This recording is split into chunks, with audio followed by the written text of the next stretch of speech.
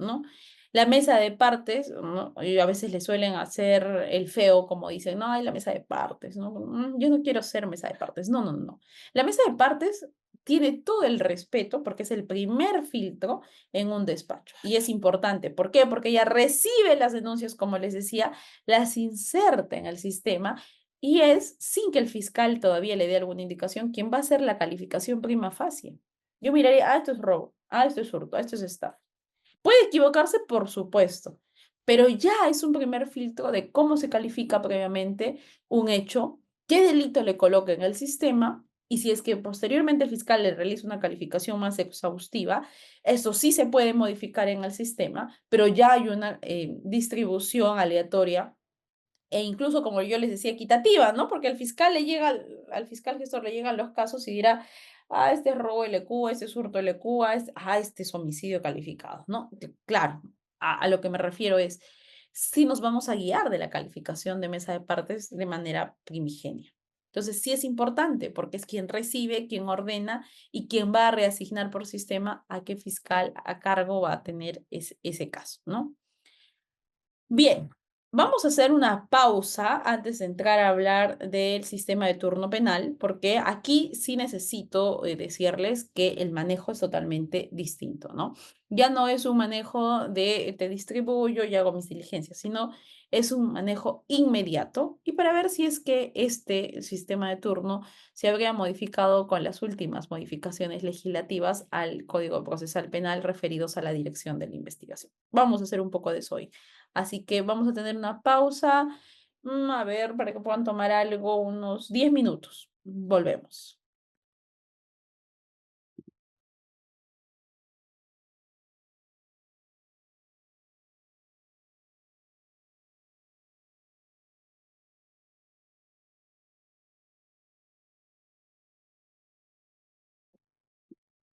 Continuamos.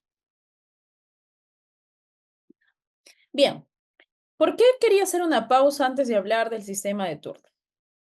Como les decía, el turno penal es es un manejo de trabajo distinto al que normalmente se sigue en la línea que se trabaja en el día a día, ¿no? Y ese tiene dos implicancias. Primero, cómo lo distribuyo entre corporativas y segundo, cómo lo distribuyo internamente en la misma corporativa. Y les contaré, por ejemplo, una anécdota, ¿no?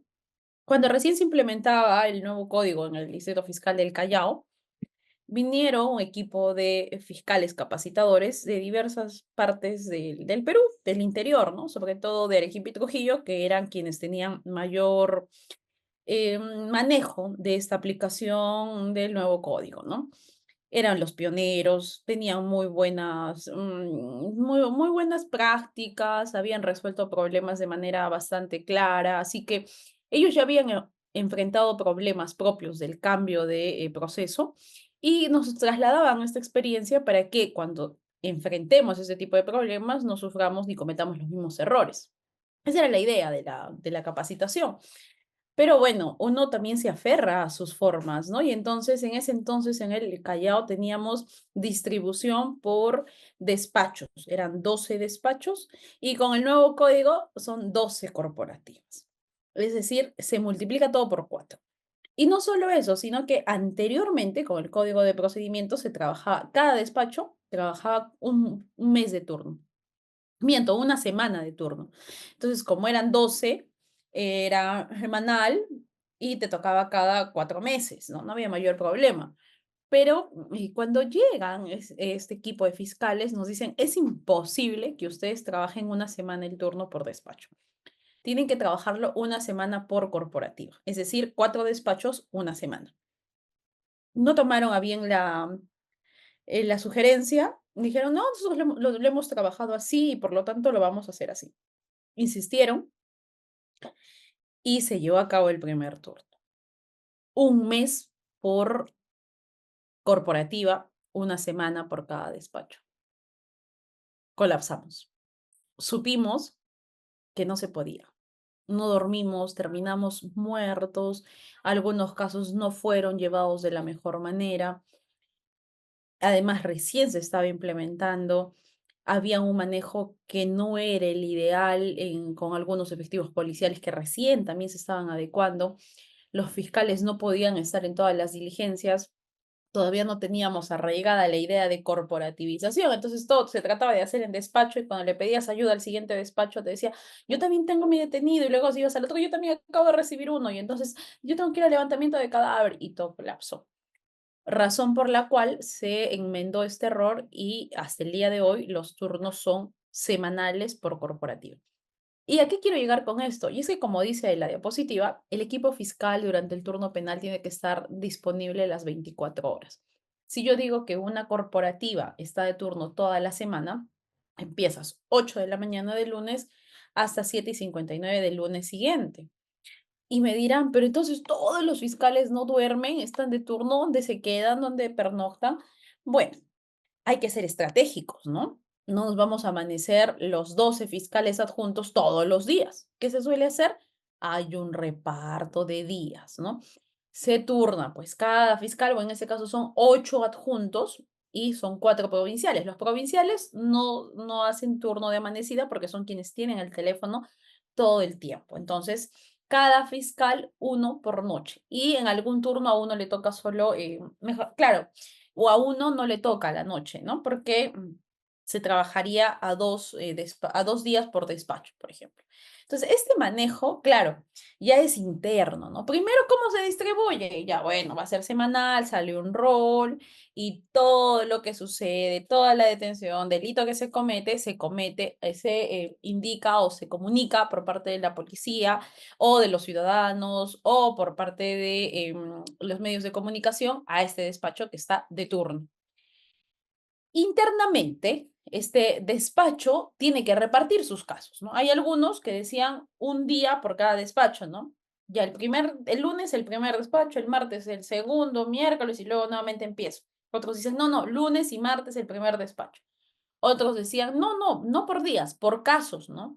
El primer detenido al primer despacho, el segundo al segundo. Y ahí los demás casos, ya eso sí por bloques, ¿no? O eso sí por días. Entonces, claro, esto ya es un manejo interno. Se nos da la discrecionalidad a los fiscales para hacer este reparto de manera eh, que cada quien maneje mejor su sistema, que conozca su realidad y también sus habilidades, ¿no? El famoso FODA, porque no todos los fiscales tienen la misma habilidad. Va a haber unos fiscales que son muy buenos proyectando, pero que en audiencia no son tan buenos, o viceversa, o bueno, si hay alguien completo, también utilizarlo, ¿no? Entonces, son distintos criterios que hay que evaluar, pero acá, insisto, la idea es que no todos se amanezcan porque sería uno, innecesario, y dos, hay que estar alerta y verificar. Entonces se lleva un control, hay que estar alerta, todas las detenciones se comunican, se lleva un cuaderno de todas las llamadas telefónicas que ingresan, sí o sí hay un fiscal en la sede en la noche. ¿Por qué?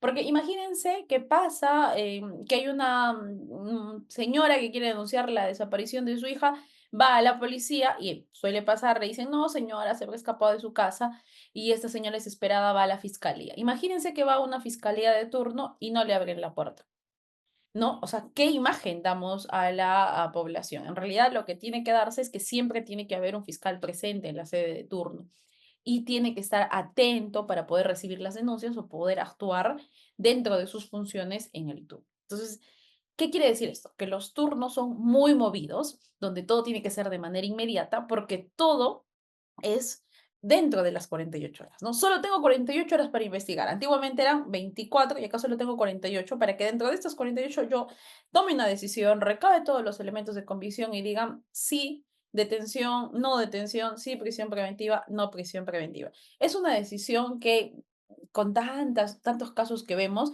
diremos, ay, pero qué fácil que pida la prisión. No, en eso sí tenemos que ser bastante cuidadosos, no abusar, no hacer uso y abuso de esta institución, porque recordemos que es constitucional, como lo dice el Acuerdo Plenario 1/2019, pero es excepcional. No siempre tenemos que pedirla, tiene que cumplirse los requisitos del artículo 268.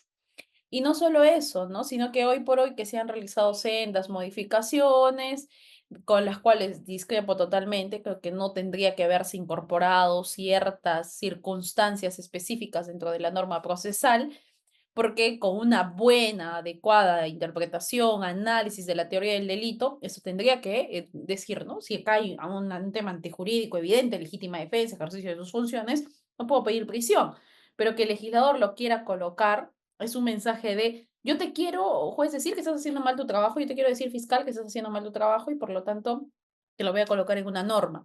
Eso no me parece adecuado y se puede abusar de eso. Tal es así que se ha querido abusar y decir, ay, no, están pidiendo detenciones preliminares de manera excesiva, vamos a modificar la detención preliminar. Se ha modificado, ¿y qué tenemos ahora? Ustedes saben las consecuencias que se han dado en los últimos casos. Se ha tenido que dar libertad a personas que no merecían tenerla. ¿Pero por qué? Porque no era flagrancia y porque no se podía pedir la detención. Entonces, hay casos y casos. Por eso es importante que la legislación, que la norma regule de manera adecuada y no trate de cerrar cabos o de poner tipo prueba tasada, o sea, de acorralar al operador jurídico, decirle, tú solo puedes hacer esto, porque cuando le limitas la discrecionalidad, ocurren estos casos y son en perjuicio de todos, ¿no? Entonces, bueno, ese era más o menos el mensaje de saber que denuncia que se asume por teléfono, denuncia que tiene que llegar a tu fiscalía por el turno. Me dirán, pero sí, a mí me avisó por teléfono y después el detenido llegó 8 horas después, ya le corresponde al otro fiscal. No, a ti te avisaron por teléfono, asumes como corporativo, asumes. O sea, ¿cómo se toma en cuenta? Desde la llamada telefónica. Por eso es que les decía que el turno cambia, ¿no? Que este nuevo proceso, cuando se implementa, cambia totalmente la visión porque todo es inmediato. Y si hay alguien aquí que trabaja en una fiscalía provincial, sabe que cuando le hablo de es turno, es no dormir, es no llegar a tu casa temprano, es avisar que estás de turno, pero también es el mejor momento para aprender. Porque quien les habla, cuando era asistente, me pegaba un fiscal, pero tengo un levantamiento de carga, ¿puedo ir? ¿No? Puedo ir, y tengo, mientras se pueda, porque en algunas diligencias no te van a permitir, pero en otras sí, tú tienes que aprender. Hay una prisión preventiva, nos falta esto, yo lo hago. Tú vas avanzando, tú tienes que ser proactivo, ¿no? Por eso mis 5 pilares que además les mostré la sesión anterior, ¿no? Entonces, el turno penal, hay que decirlo, se reparte, sigue siendo un reparto equitativo de la carga y se adecúan a la actividad conforme a lo dispuesto por el fiscal superior, que a su vez que ha hecho un análisis de qué es